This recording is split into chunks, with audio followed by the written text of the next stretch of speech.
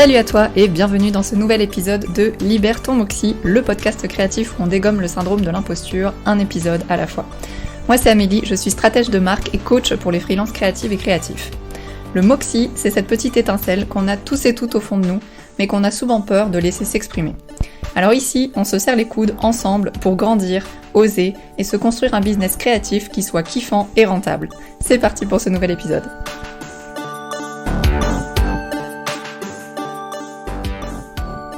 Hello les Moxies, je suis super contente de vous retrouver pour une nouvelle semaine.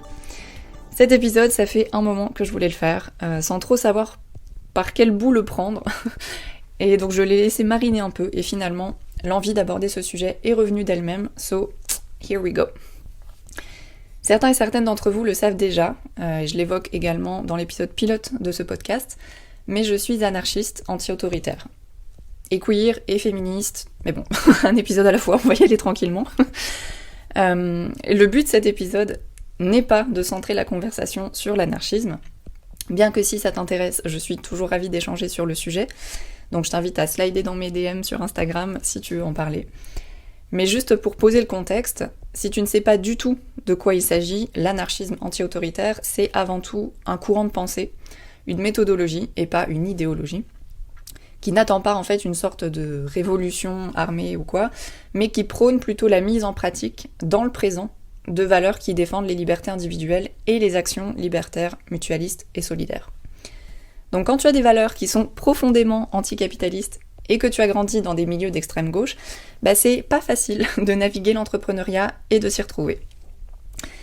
Pourtant, après presque 2 ans à naviguer ce joli monde du freelancing et de l'entrepreneuriat et à dégommer plein de croyances limitantes, notamment sur l'argent, je me rends compte que personnellement, j'arrive à vivre mes valeurs et à les mettre en pratique de façon beaucoup plus satisfaisante que dans le salariat et que dans les milieux militants même, que j'ai longtemps fréquentés en fait. Donc le but de cet épisode, c'est d'explorer ensemble comment on peut faire cohabiter des valeurs de gauche, voire d'extrême gauche, et le monde de l'entrepreneuriat. Comment on arrive à être en paix avec le fait de vouloir générer un chiffre d'affaires conséquent, comment on navigue le fait de devoir parler de ses offres, de démarcher des personnes pour qu'elles achètent nos offres ensuite, comment on fait tout ça quand pendant des années on a intégré le fait que l'argent c'était le mal, que les riches c'était les méchants et les méchantes, que le marketing c'était une horrible science qui visait à nous manipuler et à nous pousser à acheter des choses dont on n'a pas besoin. Comment on fait pour ne pas s'auto-saboter quand on se trimballe toutes ses croyances et qu'on décide de lancer son entreprise? J'espère que t'as un café ou un thé chaud entre les mains, parce que ça va un petit peu secouer. J'ai pas décidé de lancer mon entreprise sur un coup de tête. J'ai gardé l'idée en fait en moi et l'envie pendant presque 5 ans.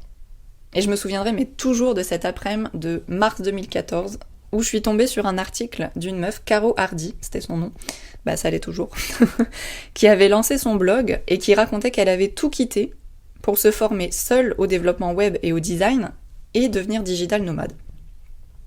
Alors à l'époque, moi j'étais bibliothécaire dans une université américaine à Paris, et ça me plaisait sans m'exalter non plus, quoi. Genre je suivais le flow de mes études, de ce que j'avais entrepris jusque-là, je me posais pas trop de questions, mais ça me stimulait pas de ouf non plus, quoi. J'avais souvent hâte qu'arrive 17h pour aller rejoindre mes potes en terrasse, on va se le dire. Et en lisant cet article, je pense que je suis restée bloquée et un peu fascinée pendant 20 bonnes minutes, en me disant mais c'est possible ça comme vie, ça existe vraiment. Alors on pourrait croire que la suite de l'histoire, c'est que j'ai commencé à me former et que en 2016-2017, je suis moi-même devenue freelance. Eh ben non, à la place, je suis partie à Montréal, au Québec, faire un master en sciences de l'information, avec dans l'idée de diriger ma propre bibliothèque un jour. Allô, le déni. Donc, j'ai obtenu mon master, mais je ne suis pas devenue directrice de bibliothèque, surprise pour absolument personne et surtout pas pour mes proches. Non, en attendant de trouver le déclic, je me posais pas tellement de questions et je suis devenue barista dans un petit café très cosy et très cute dans le village queer de Montréal, qui s'appelle le Pourquoi pas Espresso Bar d'ailleurs, si un jour tu y vas, fais-leur coucou de ma part. Et j'ai vraiment adoré cette expérience qui m'a en fait simplement donné le temps de laisser mijoter les idées, les envies, et qui m'a surtout permis en fait de rencontrer plein de personnes incroyables, dont des freelances, qui venaient travailler tous les jours au café. Et en fait, je pense que de fil en aiguille, c'est venu retitiller cette envie de liberté de temps et de lieu. Et finalement, en 2018, j'ai eu le déclic et je me suis dit, ok, genre là ça suffit de tourner en rond, on y va, c'est maintenant. Et du coup, j'ai passé presque 3 ans à me former en design UI UX et en branding, et je suis rentrée en France pour d'autres raisons, et j'ai lancé mon entreprise en mars 2021. Donc même si j'ai la chance de bénéficier du soutien de mes proches, quand je l'ai annoncé, il reste que la première chose que mon frère m'a dite, c'est « Ah là là, mais t'es patronne maintenant, quoi !» Alors je savais que c'était sur le ton de l'humour. Mais quand même, j'ai trouvé ça super intéressant que spontanément le lien qui lui vienne en tête avec lancer son entreprise en freelance, c'est la vision des patrons, des patronnes qui gèrent des employés et qui exploitent les gens, etc. Donc, je pense que quelque part c'était bien ancré dans le mien aussi. Et les premiers mois, même si j'étais à fond, je surfais sur le côté grisant d'enfin réaliser ce rêve, je découvrais un autre monde. Je pense que quand on arrive dans l'entrepreneuriat, et notamment sur Instagram, qu'on découvre cette sorte de monde parallèle, c'est assez fascinant. Mais au bout de 3-4 mois, le syndrome de l'imposture et les croyances limitantes se sont fait ressentir. Et j'ai vraiment commencé à tourner un peu en rond, à avoir peur de communiquer sur les réseaux, à me sentir un peu bloquée dans mes offres, dans la façon dont je les vendais. Et en fait, je comprenais pas d'où ça venait. Et je pense que c'est à ce moment-là que j'ai dû tomber sur le podcast Je peux pas, j'ai business d'Aline, de The Bee Boost, et sur un épisode en particulier qui parlait de la peur de la réussite. Et je pense que ça a vraiment été un déclic pour moi, parce que j'avais pas conscientisé que je portais cette peur-là en moi, la peur de réussir. Genre, qu'est-ce qui se passe si vraiment mon business décolle et que je fais des centaines, des milliers d'euros par mois? Qu'est-ce qui se passe? Ça veut dire quoi pour moi? Et j'avais toujours été la meuf qui fonce tête baissée, mais genre vraiment. Genre qui tente tout, qui déménage à l'autre bout du monde sur un coup de tête, qui part en voyage seule, enfin vraiment. J'ai jamais eu peur de m'engager quand il s'agissait de trucs pro comme ça. Et là, alors que je réalisais enfin ce rêve et que je m'éclatais, j'étais aussi paralysée par la peur. Donc il y avait cette dualité qui était super dure à vivre. Et je me disais, mais qu'est-ce qui se passe en fait si je réussis? Qu'est-ce que ça veut dire pour moi? Et quand tu grandis en fait dans un milieu où les riches c'est les autres, où l'argent c'est le mal, et que toi-même tu portes des valeurs anticapitalistes, mais que t'essayes de faire grandir un business, c'est un petit peu genre Tekken 3 à l'intérieur de toi. D'un côté, il y a l'émulation du monde entrepreneurial que tu découvres, avec le champ des possibles complètement ouvert, et de l'autre, il y a tes valeurs et tout ce que t'as toujours entendu, et qui te fait croire que, au fond, c'est pas vraiment possible pour toi. Genre, t'as le droit d'aller jouer dans le petit bassin, tu vois, tranquille. Mais sauter du plongeoir dans le grand bain, c'est pour les autres. Toi, t'es dans les gradins et t'applaudis, tu vois. Donc, comment on fait pour accepter de vouloir réussir, tout en pensant que l'argent et le marketing, c'est le mal? Je pense que la réponse, elle est différente pour tout le monde. Mais dans mon cas, la réponse, elle tient en 3 mots: changer de perspective. J'avais pris conscience, en fait, que la peur de réussir me paralysait vraiment. Mais c'était pas la seule chose. Je pense qu'après 3-4 mois à m'imprégner de ce monde, sur Instagram, sur LinkedIn, sur YouTube, j'ai trouvé autant de très belles choses que de trucs franchement dégueulasses. Et j'ai découvert les injonctions du monde entrepreneurial, le démarchage poussif et non consenti, coucou les vocaux non sollicités sur Instagram, le marketing utilisé de façon hypocrite et pas du tout respectueuse et transparente. Donc je pense qu'en fait c'est l'ensemble de tout ça qui me bloquait au final. J'adorais le fait de pouvoir créer librement, de pouvoir enfin me construire un rythme qui me convienne et m'affranchir des injonctions du 9h-17h, mais je me retrouvais pas du tout dans ces méthodes marketing poussives, dans cette espèce de course au chiffre d'affaires. Pourquoi au final? Genre oui, ok, tu veux faire exploser ton chiffre d'affaires, mais qu'est-ce qu'il y a derrière? C'est quoi le but? C'est quoi le rêve, tu vois? Donc en fait, pour moi, ça retirait du sens profond dans ce que j'essayais de construire. Donc j'ai pris le temps de me poser les bonnes questions. Pourquoi je fais ça? Qu'est-ce que j'aspire à faire avec l'argent que je vais générer? Qui je veux aider? À quoi je veux contribuer? Et de quelle façon? Enfin vraiment, tu vois, de faire table rase et de remettre des belles bases sur ce qu'on fait. Et en trouvant les réponses à mon rythme, et je pense que elles sont différentes pour tout le monde, mais moi je suis parvenue à débloquer certaines choses et à oser réinventer les codes que je voyais autour de moi.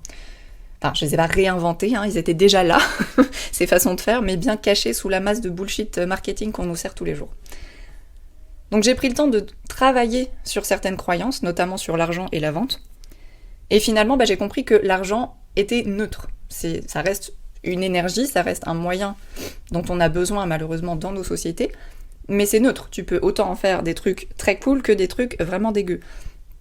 Et moi j'ai compris que je pouvais m'en servir pour mettre en pratique mes valeurs de gauche de façon bien plus satisfaisante que quand j'étais dans le salariat, à bosser des heures de dingue pour un salaire pas ouf, et finir fatigué le week-end, et au final, pas construire grand-chose, quoi. Donc, j'ai fait la paix avec l'envie de gagner de l'argent, en remettant tout simplement mes valeurs au centre, en remettant l'humain au centre. Et en fait, j'ai construit ma vision et mes objectifs sur des projets qui me permettent de mettre en pratique mes valeurs, et donc d'être beaucoup plus en paix avec le fait de vendre, d'utiliser le marketing et tous ces outils, etc., parce que je sais pourquoi je le fais. Et en fait, c'est cohérent avec la façon dont je veux vivre.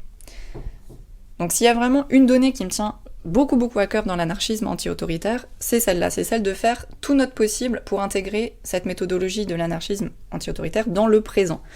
Donc c'est-à-dire des actions qu'on fait ne sont pas faites dans l'unique but d'un projet de révolution future, mais dans l'optique tout simplement d'insérer dans le quotidien des valeurs et des actions libertaires, solidaires, mutualistes, etc. Et ça, ça guide aussi tous les jours ma façon de communiquer et de vendre. Tout est dans l'intention en fait qu'on met dans ce qu'on fait. Et c'est là où les valeurs viennent jouer un rôle important même dans la stratégie de marque, dans le sens où pour moi, mes valeurs, elles sont aussi devenues un élément différenciant. Les assumer, les mettre en pratique, ça contribue à attirer mon audience cible et aussi à faire fuir les personnes qui ne partagent pas du tout mes valeurs et avec qui j'ai pas envie de travailler. Donc là, on tombe vraiment dans le marketing répulsif en fait. Donc en pratique, ça passe par quoi ? En premier, je pense que ça passe par une réelle bienveillance. Alors ce mot est galvaudé, ok, mais si on le reprend dans le noyau, à sa juste valeur, une réelle bienveillance dans la façon de communiquer et de mettre en avant ce que je fais. Donc notamment par un marketing éthique, des prix transparents annoncés rapidement, des CGV accessibles, du démarchage doux et consenti. Et ça passe aussi par la volonté de nourrir des conversations avec mon audience au-delà des conversations avec un objectif de vente derrière. C'est-à-dire que oui, évidemment, parfois, il y a des conversations qui sont de la teneur du démarchage consenti, où le but, c'est de engager la conversation et de proposer un appel découverte, etc. Bien sûr, on a des entreprises, donc le but, c'est quand même de vendre. Mais pour moi, c'est tout aussi et extrêmement important d'avoir aussi des conversations dont l'unique but est de faire la conversation. L'unique but, c'est de faire connaissance, de partager des choses, de s'entraider, comme on le ferait en fait dans la vraie vie quand on rencontre des gens, quoi. Genre si tu vas dans un coworking ou un café régulièrement, et que tu rencontres des gens, tu vas pas tout le temps engager la conversation dans l'idée de vendre tes services. Enfin, en tout cas, si tu le fais, je pense qu'il y a pas mal de gens qui arrêteront de te parler assez rapidement. Et je trouve ça, en fait, c'est assez fascinant que via nos écrans et à l'écrit, on oublie rapidement que ce sont des personnes derrière, genre avec qui on peut vraiment juste discuter et voir où les affinités vont sans toujours chercher à vendre quelque chose, quoi. Et pour moi, le passage à l'achat, il est basé sur cette confiance-là. Quand tu vends des prestations de services et que tu as une marque personnelle, cette confiance, elle est construite entre toi et ton audience cible sur la base de plusieurs choses, mais aussi sur la base de la conversation. C'est-à-dire que si demain, moi j'ai besoin de faire appel à une personne experte en copywriting, et que j'analyse un peu qui est là autour de moi dans mes contacts, je vais clairement plus aller vers une personne avec qui j'ai déjà parlé, avec qui on a pu rigoler de choses, etc., et avec qui je m'entends bien, qu'avec une personne qui est venue 3-4 fois me répéter en DM qu'elle avait cette offre trop cool et que ça pouvait m'intéresser, tu vois, sans chercher à faire plus. Donc c'est ça aussi la base du démarchage consenti, c'est entretenir des conversations vraiment bienveillantes et construire une communauté, un peu comme on plante, on plante des petites graines, on entretient un jardin, et on se dit, en sachant que les personnes savent ce que je fais parce que je leur parle souvent, qu'on a échangé, etc. Et le jour où elles auront besoin, elles vont certainement penser à moi, tu vois. Mais c'est beaucoup plus, je trouve que c'est beaucoup plus doux comme approche, autant pour soi que pour les autres. Et l'autre chose que mes valeurs de gauche influencent, c'est mon approche de la stratégie de marque pour les marques personnelles. Quand j'ai commencé à me former en stratégie et en marketing, mais je suis tombée comme beaucoup je pense, sur plein d'approches centrées sur le marché et sur la concurrence. Genre pour construire une marque forte et efficace, il fallait absolument passer énormément de temps à étudier le marché, la concurrence dans les moindres détails, et trouver genre le filon, tu vois, qui va fonctionner pour gagner des parts de marché et t'imposer face à toute ta concurrence. Alors, oui, évidemment, connaître ton marché et ta concurrence, c'est important. Mais dans mon approche, c'est secondaire. C'est-à-dire, on le fait, mais c'est pas ça. On met pas l'accent sur ça. Et en fait, je me suis rendu compte que dans un marché saturé, comme l'est par exemple celui du graphisme ou du brand design, c'est pas une étude de marché poussée qui va faire la différence. C'est toi. C'est vraiment toi. C'est ta capacité à te sentir légitime et en confiance pour porter ta marque et tes offres qui va faire la différence. C'est ta capacité à analyser où sont tes vraies forces, tes vrais kiffs, pour ensuite construire des offres stratégiquement basées sur ces offres qui fera la différence. Parce que honnêtement, tu peux construire les offres les plus originales, les plus bien ficelées, tout ce que tu veux, et connaître ton marché sur le bout des doigts. Si t'as pas pris le temps d'analyser réellement ce dont toi tu as envie, bah ça risque de s'essouffler très très vite en fait. Tu vas pas porter ton message d'une manière avec autant de charisme, avec autant d'aura, de niaque, tu vois, que si c'est quelque chose avec laquelle t'es vraiment aligné. Donc pour moi, cette approche davantage basée sur l'individu plutôt que sur le marché, bah d'un côté oui, ça me permet d'être plus cohérente avec mes valeurs, mais c'est aussi en fait une façon de construire des marques personnelles qui tiennent vraiment la route sur le long terme. Parce que clairement, si j'avais pas fait ce travail-là pour moi-même, je serais encore en train d'essayer de vendre des offres d'identité visuelle avec un processus de travail qui ne me correspondait pas du tout, et mon business n'aurait potentiellement jamais décollé. Donc, pour conclure, oui, c'est possible de faire cohabiter des valeurs de gauche avec le fait de vouloir faire grandir une entreprise. Le secret, pour moi, et il est peut-être différent pour d'autres personnes, c'est de trouver un équilibre et d'utiliser les outils à notre disposition de façon cohérente avec notre valeur. On a le droit de réinventer les façons de faire pour qu'elles correspondent à nos valeurs. On a le droit de juste aimer vouloir faire la conversation, même si ça veut dire ne pas vendre des offres tous les jours. On a le droit de prendre notre temps. On a le droit de considérer que notre concurrence, ce sont plutôt des potentiels amis ou partenaires, collaboratrices. On a le droit, en fait, de réinsérer juste du doux et de l'humain dans la façon dont on gère nos entreprises, en fait. Et je sais que personnellement, si j'étais pas capable de le faire, je ne pense pas que j'aurais pu continuer si j'avais été obligée de me confronter à des démarches marketing et des approches de stratégie centrées concurrence et marché, quoi. Je pense que vraiment ça m'aurait écœuré très très vite. On arrive à la fin de cet épisode. J'espère qu'il t'aura plu, qu'il t'aura fait réfléchir aussi. Et que si de ton côté tu trouves ça un peu compliqué de mettre en pratique tes valeurs de gauche dans ton business, que ça t'aura permis d'avoir des pistes d'exploration et quelques idées pour faire que ce soit plus en accord avec toi. Et si cette approche de la stratégie de marque te parle et que tu as envie de travailler les fondations de ton business avec moi, je te mets les liens de mes 2 offres de coaching dans la description de l'épisode et je t'invite chaleureusement à venir prendre un petit café visio avec moi pour en parler. Il ne me reste plus qu'à te souhaiter une très belle semaine pleine d'audace et de moxie. À lundi prochain.